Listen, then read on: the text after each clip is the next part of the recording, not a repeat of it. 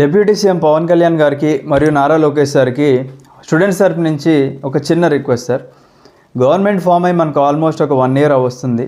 And students అందరూ కూడా job calendar మీద డిపెండ్ అయ్యి చాలామంది ఉన్నారు సార్. లక్షల్లో ఆస్పిరెంట్స్ ఉన్నారు మనకి ఏపీలో.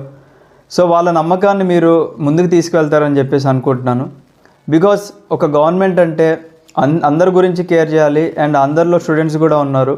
నాకు తెలుసు మీరు ఎంత బిజీగా ఉండి అదర్ సెక్టర్స్లో కూడా చాలా డెవలప్మెంటల్ యాక్టివిటీస్ తీసుకొస్తున్నారని చెప్పేసి. సో స్టూడెంట్స్ కూడా ఒక మంచి నమ్మకం అయితే పెట్టుకున్నారు సార్ మీ గవర్నమెంట్ మీద. సో ఆ నమ్మకాన్ని మీరు ఇంకా వాళ్ళకి బలంగా ఇచ్చి మీరు దాన్ని ముందుకు తీసుకెళ్తారని అనుకుంటున్నాను.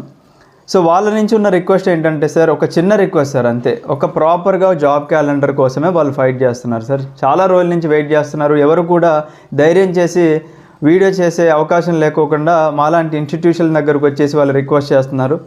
సో మేము మిమ్మల్ని రిక్వెస్ట్ చేస్తున్నాం సార్. ఇది రిక్వెస్ట్ అనుకోండి స్టూడెంట్స్ తరపు నుంచి.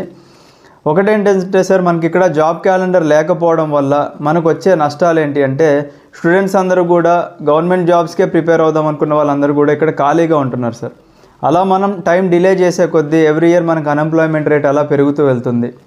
దీంతోపాటు మనకి ఏదన్నా ఆరొకరు నోటిఫికేషన్లు ఏమన్నా కనిపించినప్పుడు కాంపిటీషన్ అనేది చాలా ఎక్కువ అవుతుంది సార్. అంటే ఎవరైతే ఈ అన్ఎంప్లాయిడ్ యూత్ ఉన్నారో గవర్నమెంట్ జాబ్స్కి ప్రిపేర్ అవుదాం అనుకున్న వాళ్ళందరూ కూడా వాటికి అప్లై చేయడం వల్ల ఆ జాబ్స్ యొక్క కాంపిటీషన్ పెరుగుతుంది.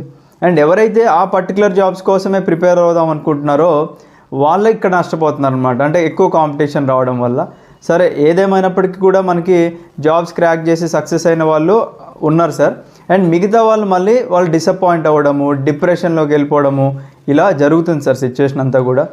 సో దయచేసి దీన్ని మీరు కన్సిడర్ చేస్తారని అనుకుంటున్నాను. సో స్టూడెంట్స్ పడే బాధలు ఈ కింద కమెంట్ సెక్షన్లో వాళ్ళు కమెంట్స్ పెడతారు సార్, మీరే చూడండి. లేదనుకుంటే ఒక అవకాశం ఇవ్వండి సార్. స్టూడెంట్స్ తరపు నుంచి డెఫినెట్గా నేను మిమ్మల్ని మీట్ అయ్యి స్టూడెంట్స్ యొక్క బాధలన్నీ కూడా నేను మీకు ఎక్స్ప్రెస్ చేస్తాను డెఫినెట్గా. అండ్ మీరు దీన్ని ముందుకు తీసుకెళ్తారని చెప్పేసి నేను అనుకుంటున్నాను. And thank you. Have a great day. జై హింద్ సార్.